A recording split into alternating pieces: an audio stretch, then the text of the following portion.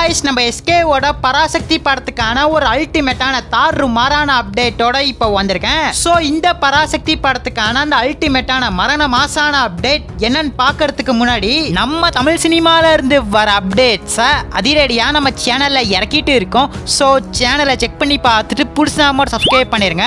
பராசக்தி வர 10ஆம் தேதி இந்த படத்தை பயங்கரமா தியேட்டர்ஸ்ல இறக்க போறாங்க. ஏற்கனவே 14ஆம் தேதியில இருந்து ப்ரீபான் ஆகி 10ஆம் தேதி கொலை மாசா இறங்க போகுது.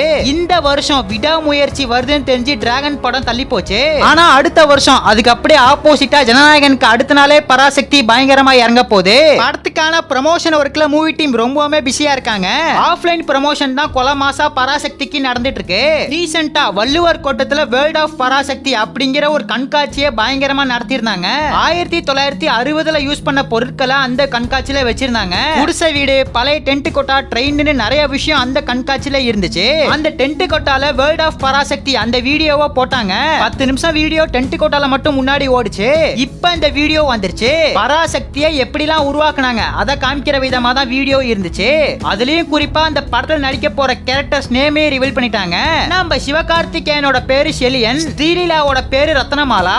இது மட்டும் இல்லாம படத்துக்கான ப்ரொடியூசர் என்ன சொல்லிருக்காரு அப்படின்னு பார்த்தா, இது RRR படம் மாதிரி ஒரு பெரிய பீரியட் படம். மலையாளம் ஆக்டரான பாசில் ஜோசப் இதுல ஒரு முக்கியமான ரோல்ல வரப்போறாரு. பராசக்தி டைட்டில் பவர்ஃபுல்லா இந்த படத்துக்கு அமைஞ்சிருக்கு.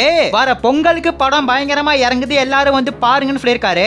நம்ம தளபதியோட ஜனநாயகன் படத்துக்கான ஆடியோ லான்ச்ச பயங்கரமா நடத்திட்டாங்க.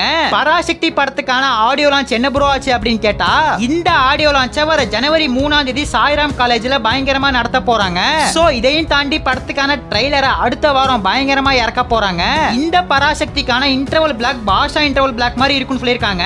நம்ம சிவகார்த்திகேயனுக்கும் ரவி மோகனுக்கும் ஒரு பயங்கரமான ஃபேஸ் ஆஃப் இன்டர்வல் பிளாக்ல இருக்க போகுது. இதெல்லாம் கேட்கும் போதே பயங்கர எக்ஸைட்டாவும் கூஸ் பம்ப்ஸாவும் இருக்கு. சோ தியேட்டரிக்கல்ல இந்த ஒரு மூமெண்ட்டை பார்க்க எப்படி இருக்குன்னு சொல்லிட்டு வெயிட் பண்ணி பார்க்கலாம். நான் முன்னாடியே சொன்ன மாதிரி அடுத்த வாரம் படத்துக்கான ட்ரைலரை தாறுமாறா இறக்க போறாங்க.